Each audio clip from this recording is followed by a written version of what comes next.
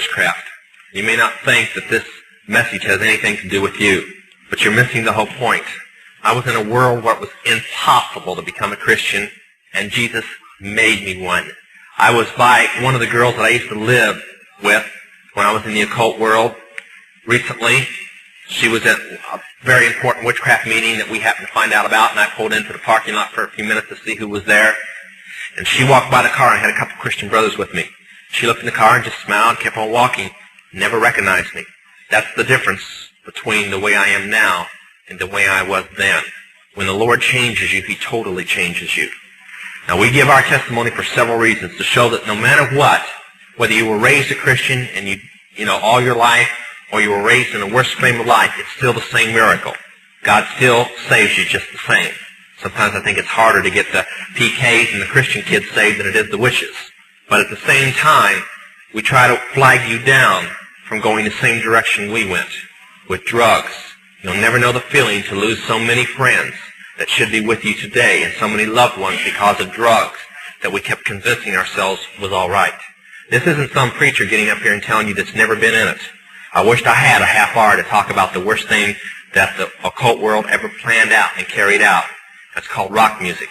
But I'm going to say two quick things. Parents, the rock music does not belong to you, your kids. If your kids are in your home, it belongs to you and you're answerable for it. And if you want to believe they're garbage, that it's all right, and you want to forget things like Kiss saying that their real name is Kings in Satanic Service, and that rock music is actually satanic spells being cast and being planned by the Satanist church, and that's a direct quote, then you go right on ahead. Right now, one of the Manson family girls is in trial, and she said the number one thing that the occult world used to brainwash them was Beatle music and rock music. If you want to leave it in your home, I won't go into details why you can't, but if you want to leave it in your home and all the demons that it attracts, fine. If you want your kids to buffalo you, that it's all right. But I recommend you go home today, get a cardboard box, and break the records, and burn those covers, and get it out of your home.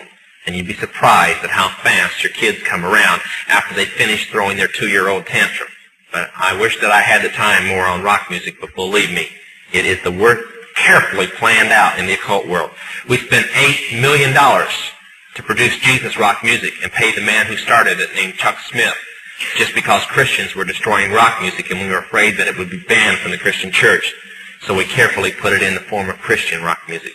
So if they would spend $8 million to keep rock music in your hands, then the hardcore rock must be even worse. And it is. I'm going to... Okay, Pastor. I don't mind. I drove all day so I could say these things. I was the manager of Zodiac Productions, which Zodiac Productions' name's been changed since then. I'm not even sure what they call it now, but it's the largest music conglomerate in the world. It owns RCA Records, Columbia Records, Motown Records, owns almost all the concert booking agencies in the United States. And that's not even the name of the company that owns it. The name of the company that owns it is Brenner Enterprises, and Brenner Enterprises is owned by Chase Manhattan. Chase Manhattan's owned by Standard Oil, and Standard Oil is owned by the Lords of London. You can track it on back. You kind of get the idea after a while. But I was the managing president of Zodiac Productions. It's one of my jobs as being one of these 13 people. Thus, I got to know many of the people who produce music and sing the music and play the music that you play. Recently, one of the top people in rock music from the group, can't think of the name of the group now, it's one of the top rock groups still in existence that's been around a long time, was just saved. And he told how when they'd play in their concerts, they would control, through witchcraft spells in their mind, the people to do different things in the audience. And that they'd work the audience up not with their music, but with their mind and their music combination. Now, one of the closest friends that I got during that time that I obtained was a man named David Crosby. Crosby, Still Nash and Young. I saw David the day before Christmas last year, talked with him. I got him away from this witch that he had with him. He told her to go shopping. We were in West Hollywood, and I was witnessing around to people I knew. We went off in this store, and we started talking. I said, David, I'd like to ask you a couple questions. I said, I already know the answers, but I've been gone for 5 years. I'd like to know if certain things are still the way they were when I left. I said, now I'll have to explain some of this when I'm done, because you're not going to understand it all unless you know something about music.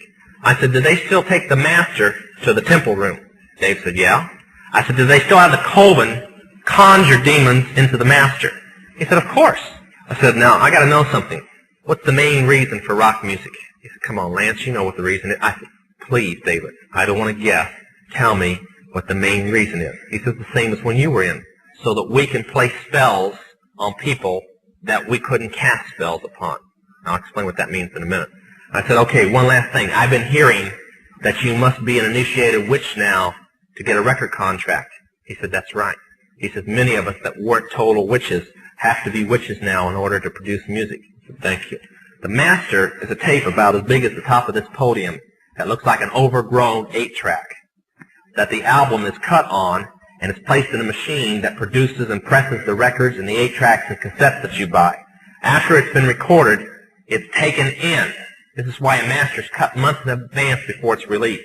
On the full moon, it's taken in to a temple room about the size of this auditorium that is in every one of the major music companies, behind locked doors up in the executive offices. And it's placed on an altar sitting in the north of the room and a pentagram engraved in the floor.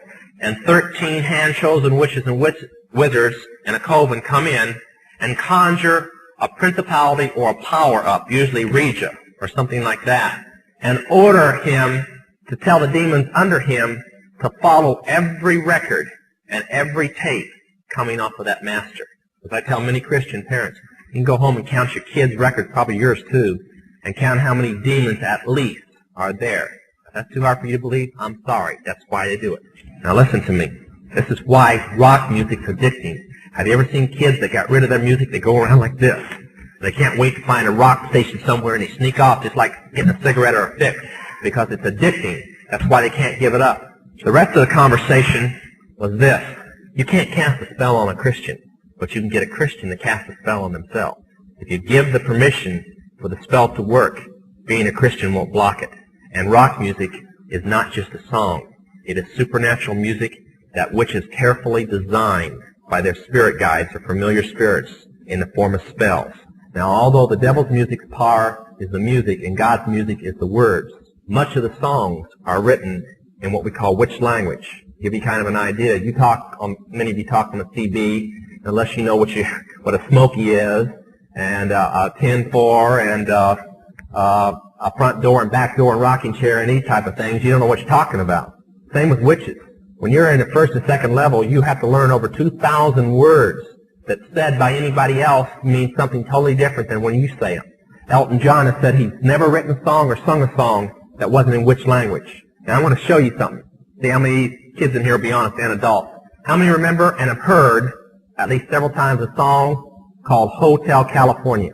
Somebody tell me what it meant. Quickly, somebody tell me what it meant. Huh?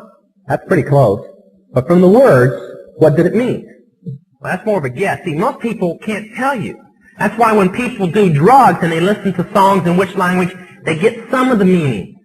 But most of the time, they can't tell you. Stop and think how many songs are out there that you really like, and you don't have any idea what the person was talking about. Beyond the Yellow Brick Road? How about The Destroyer by Kiss? Can anybody tell me what it's about? Kiss said in it, kids, kill your parents. They're talking about Helter Skelter. Beatles sung Helter Skelter in which language? Nobody knew what it meant. Manson did because he belonged to the process. Helter Skelter is a several thousand-year-old word.